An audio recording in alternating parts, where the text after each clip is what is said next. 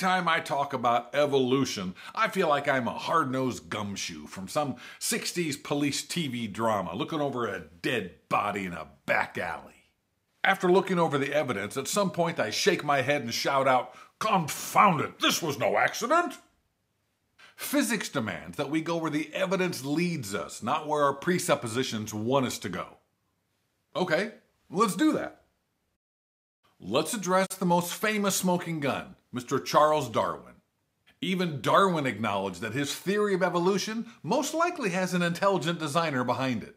Charles Darwin said, if an organism can be found that is more complex than the cell, which was as small as the people in lab coats could find back in the 1800s, or has irreducible complexity, then his theory of natural selection should be tossed out.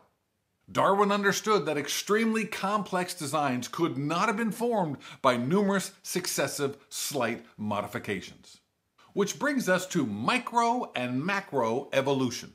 Looking at the fossil record, we can see tons of micro evolution. You can't deny it. Museums are built on this fact. But regardless of how many variations of dogs there are, at the end of the day, they're still dogs.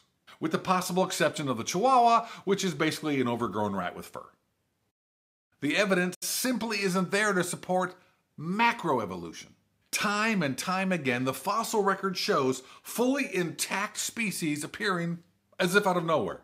Evolutionists have been looking for any kind of transitional species for decades now, and they just haven't found it. Because it isn't there. Time magazine accurately calls the explosion of fully evolved animals as evolution's Big Bang. Because of the complexity of the female reproductive system, people in lab coats have actually suggested that it would have taken about 5 million years longer to evolve than the male reproductive system. How did that work? Are these scientists actually suggesting that men just sort of hung around for 5 million years waiting to mate?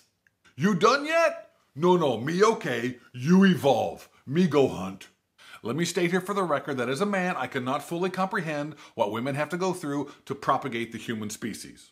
Women have a full reproductive system. Men just have a starter set.